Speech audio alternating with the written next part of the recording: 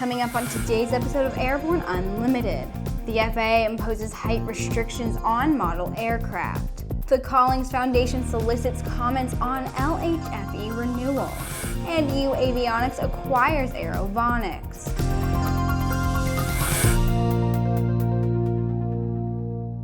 Happy Friday and welcome to the show. I'm Sophie Hurlock. The FAA informed the Academy of Model Aeronautics they're planning to limit all recreational model aircraft operations to 400 feet in controlled airspace, and there will be no exceptions. This new restriction could critically impair what many believe to be the entry level for the entire aviation community, and the AMA is asking for assistance in what it calls an urgent matter. Congress specifically granted the FAA the flexibility to allow operations over 400 feet if safety would not be affected. However, the FAA has not provided the AMA with any data that proves model aviation is a safety risk. And even though a 400 feet limit may work for a large number of AMA members, the sport has a number of disciplines that need to go higher than the proposed height. Additionally, the AMA has been notified the FAA is working on proposing restrictions in uncontrolled airspace to altitudes which could present safety issues as well as limit some model aircraft operations altogether. The AMA said they were stunned by the proposal and plan to push back. They're urging model aviators to send a letter to your elected representative in Congress and ask them to contact the FAA concerning this critical issue. You're invited to visit modelaircraft.org/hire-flight to contact your representative. We'll be right back with Around the Patch.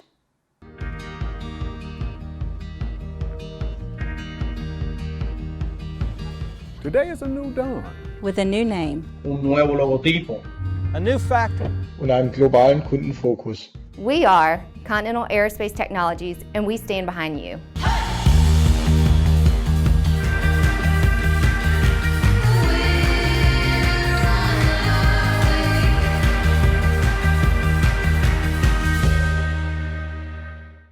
There's never been a better time to become a pilot. At the Sling Pilot Academy, you can get your private, commercial, and instrument ratings in 9 months for less than $63,000 and do it in modern, fun airplanes. Your flight training is going to be as exciting as your future career as an airline pilot. slingpilotacademy.com. Now, let's take a quick look at some interesting news coming out of the aviation industry. It's time for today's trip Around the Patch.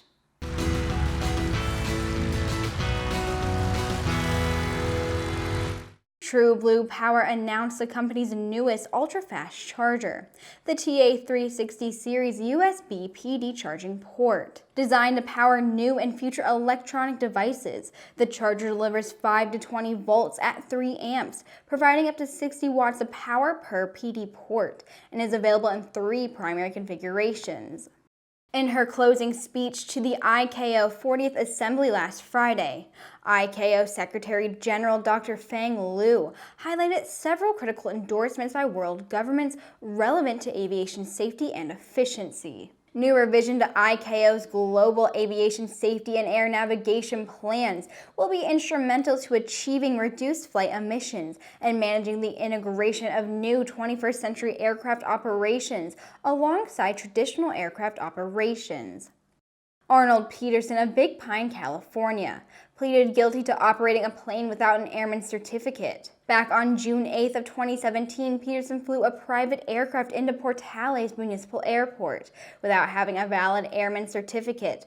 On that same day, he also flew an aircraft through a Class C airspace at Lubbock Preston Smith International Airport without calling ATC. His actions caused a regional jet to deviate from its flight path in order to avoid the unknown aircraft. According to researchandmarkets.com, the electric aircraft market worldwide is projected to grow by $34.1 million, driven by a compounded annual growth rate of 4.3%. Poised to reach over $82.7 million by the year of 2025, ultralight aircraft will bring in healthy gains, adding significant momentum to global growth. We'll be right back with the rest of the news.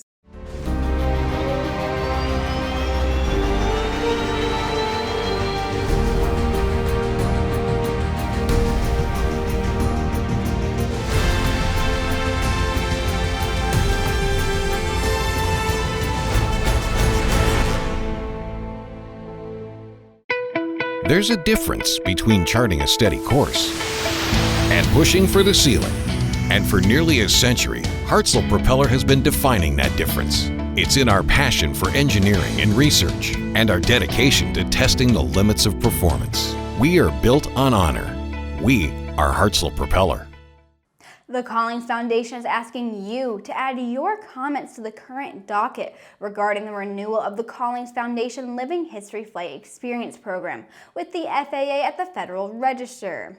In the coming months, federal agencies will be reviewing the LHFE program for the Collings Foundation and other organizations nationwide who fly vintage aircraft as a part of their educational mission. The Collings Foundation feels it's important for the voices of those impacted by the Wings of Freedom tour over the years to be heard as these reviews take place. Since the tragic accident involving their B-17 at Bradley International Airport in Connecticut, the Collings Foundation team has remained fully cooperative with officials to determine the cause of the crash. They have also suspended the Wings of Freedom tour for the remainder of the 2019 season and have sent the aircraft to their winter maintenance base.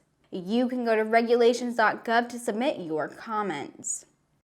uAvionix Corporation acquired AeroVonics LLC and will incorporate the AV-20S MFD and the AV-30 PFD products into their existing product line.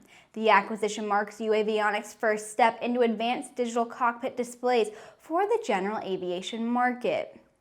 The AV-20S series MFD is approved under the FAA's non-required safety enhancing equipment process and can be installed as a minor alteration in most general aviation aircraft. It provides multiple functions such as standby altitude indicator, derived angle of attack, clocks and timers, outside air temperature, density, altitude, and a G meter, all with a 30-minute internal battery backup. The AV-20S fits into a standard 2-inch round instrument hole and requires minimal installation time. The AV-30 series PFD is currently available for experimental aircraft and is on track to receive STC approval for certified aircraft. The AV-30 includes a highly customizable user interface with displays of primary altitude, slip, and direction of flight. The AV-30 fits into a standard 3-inch round instrument hole and preserves the circular display format associated with the legacy instrument panel. All AV-30 pre-order positions will be honored and transferred to uAvionix. And that wraps up our week, everyone. Thank you so much for tuning in, and please subscribe and check us out on Twitter and on Facebook. If you want to read up on a little aviation aerospace news this weekend, just head over to aero-news.net. I'll see you Monday.